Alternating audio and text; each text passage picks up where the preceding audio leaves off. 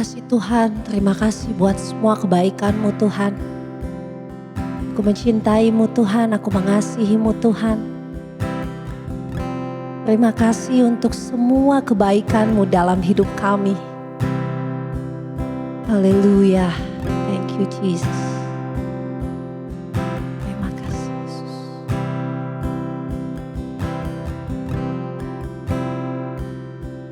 I love you Lord, and I'll lift my voice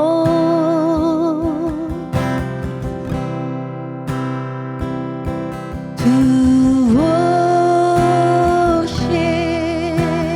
you, oh my soul, rejoice, take joy, my King, in what you hear. Amen. Let it be a sweet, sweet sound in your ear. I love you, Lord. I love you, Lord, and I'll leave my voice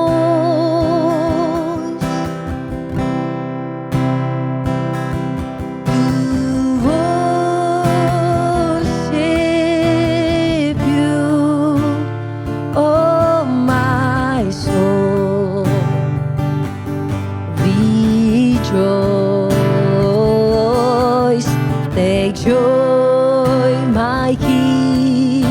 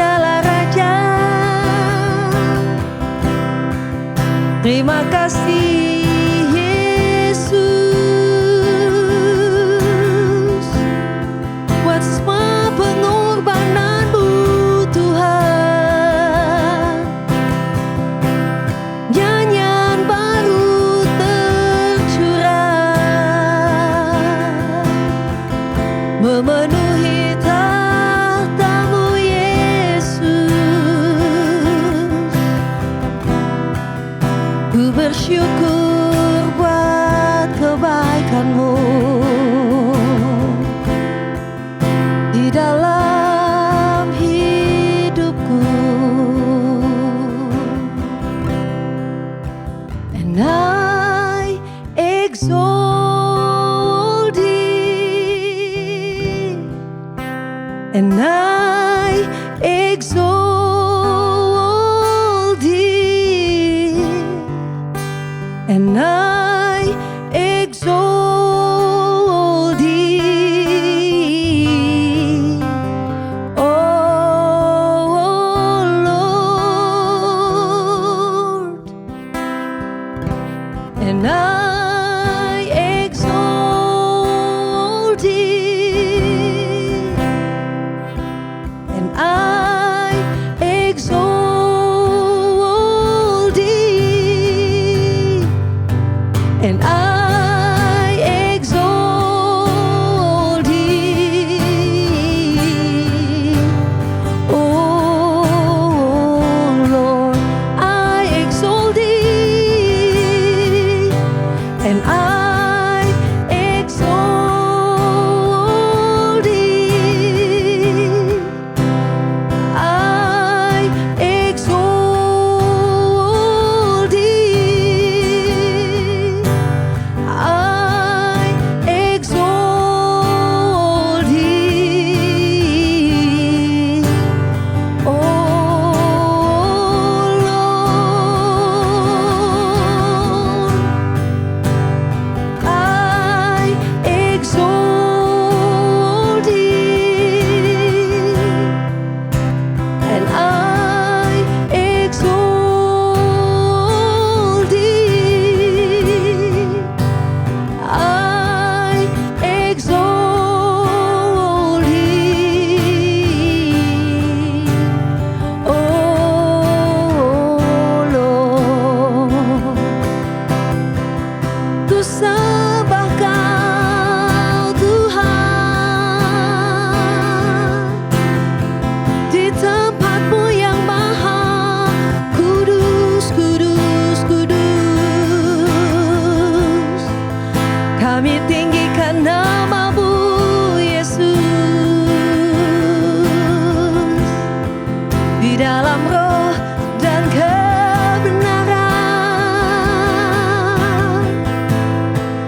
We exalt you, Jesus, my King.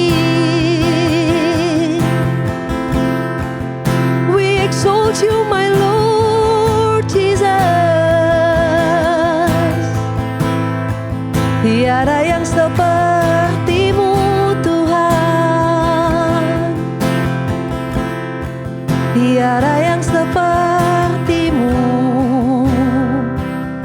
We sing exalting, and I exalt thee, yes Lord, and I exalt thee, Jesus, and I exalt thee, oh Lord, I exalt you, Jesus, and I exalt thee, I exalt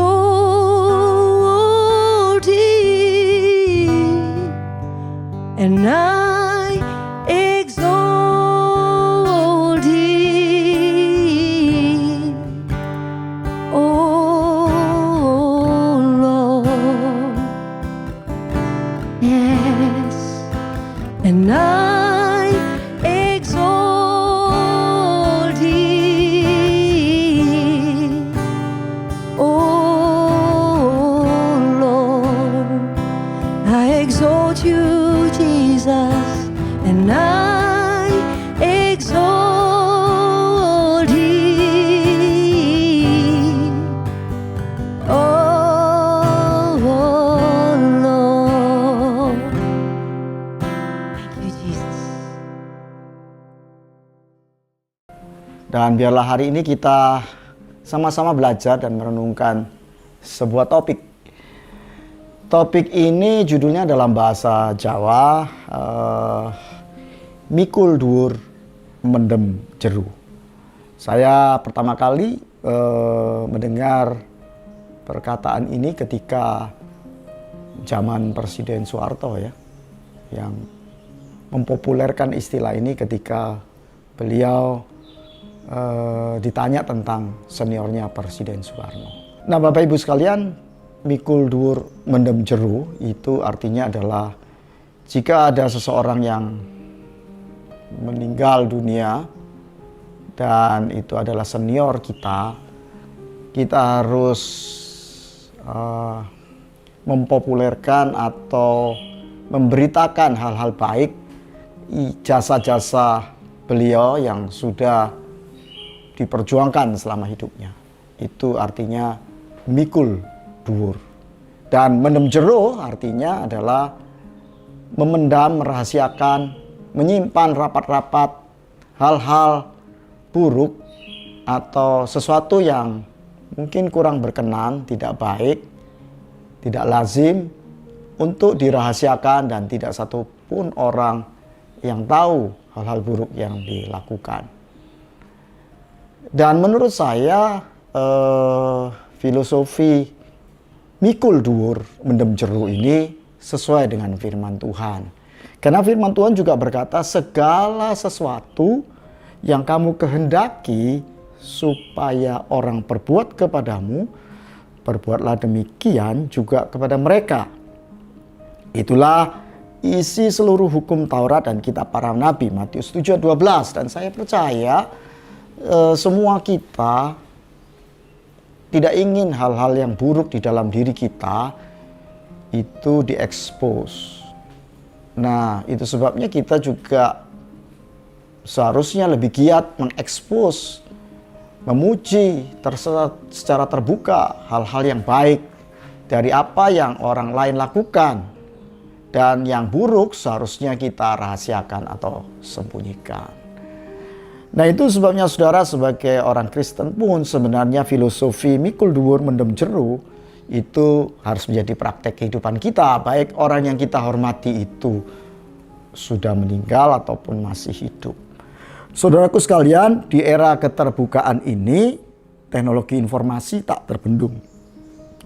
Sehingga memang informasi yang beredar, bahkan yang buruk itu lebih gampang kemudian tersebar tentang seseorang.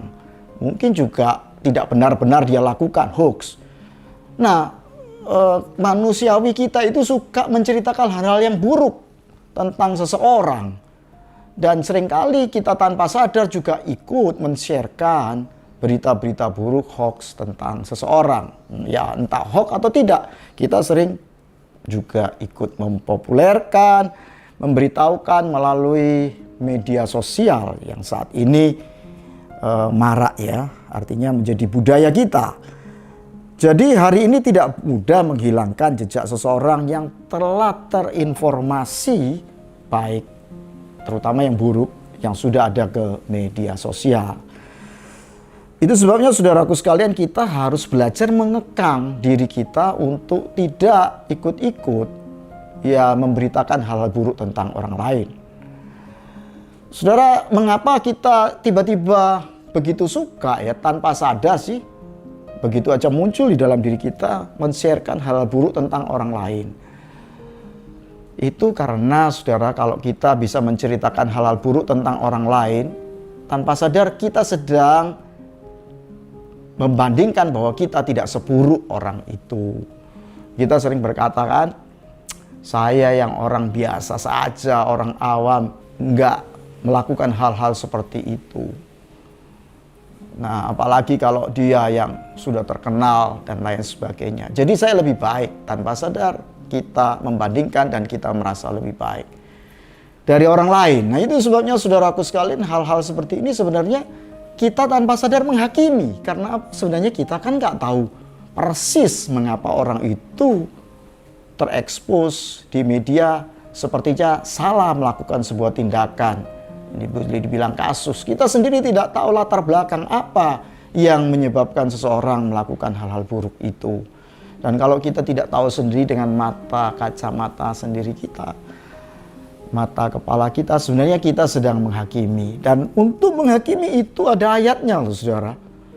ada ayatnya yang memang kita tidak boleh menghakimi. Jangan menghakimi supaya kamu tidak dihakimi. Karena dengan penghakiman yang kamu pakai untuk menghakimi, kamu akan dihakimi dengan ukuran yang kamu pakai untuk mengukur, akan diukurkan kepadamu. Matius 7 ayat 1 sampai 2. Dan kalau itu ditulis dalam bahasa populer, ya mungkin bunyinya jangan kamu memviralkan keburukan orang lain supaya keburukanmu tidak diviralkan. Karena dengan memviralkan keburukan orang lain, keburukanmu juga akan diviralkan dengan cara yang sama. Saudara, selalu ada hal-hal yang buruk yang suka diberitakan. Dan kalau kita, baik itu orang umum ataupun di kalangan orang Kristen. Nah, saudara, belakangan ini ada seorang senior dari sebuah gereja yang terkenal, yang berjasa besar terhadap gereja, lalu meninggal dunia. Ada banyak pujian yang kemudian beredar. Namun seperti pepatah, tiada gading yang tak retak. Kemudian sudah beredar juga berita-berita buruk tentang orang yang terkenal ini. Saran saya, saudaraku, marilah kita menjadi orang Kristen yang tidak ikut memviralkan hal-hal yang buruk. Marilah kita, kalau kita tidak ingin hal-hal buruk dalam diri kita terekspos, kita juga melakukan filosofi mikul dhuwur, mendem jeruk. Semoga apa yang saya sampaikan bermanfaat bagi kita semua. Tuhan memberkati.